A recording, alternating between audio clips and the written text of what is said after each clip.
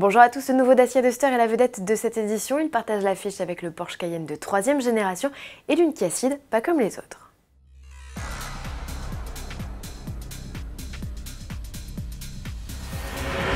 Une icône renaît, cette star, c'est le Duster, l'un des best-sellers de la gamme Dacia. Arrivé sur le marché en 2010, le SUV a très vite séduit le public, à tel point qu'il s'est écoulé à plus de 2 millions d'exemplaires dans le monde et qu'il représente aujourd'hui à lui seul plus de la moitié des ventes totales du constructeur en France. Ses atouts, son look, ses aptitudes en tout terrain et son prix. Des gènes que partage bien évidemment la 2e génération du Duster, notre vedette du jour.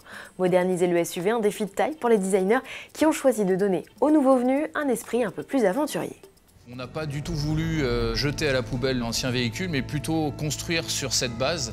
Et c'était, je pense, intéressant d'avoir la personne qui avait déjà fait naître l'iconique premier Duster. Il connaissait les codes et les choses à toucher ou à pas toucher pour garder cet équilibre qu'a Duster 1.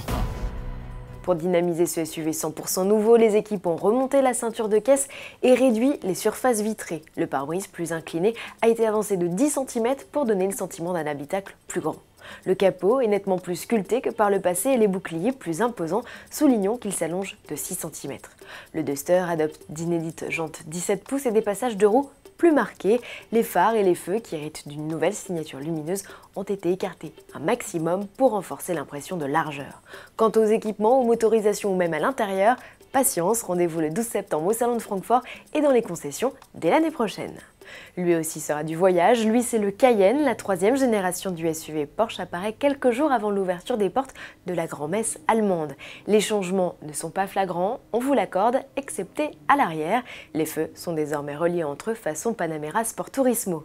Côté gabarit, le Cayenne conserve un empattement identique à son prédécesseur, en revanche il est 6 cm plus long et 1 cm moins haut. Le coffre gagne dans la transformation 100 litres.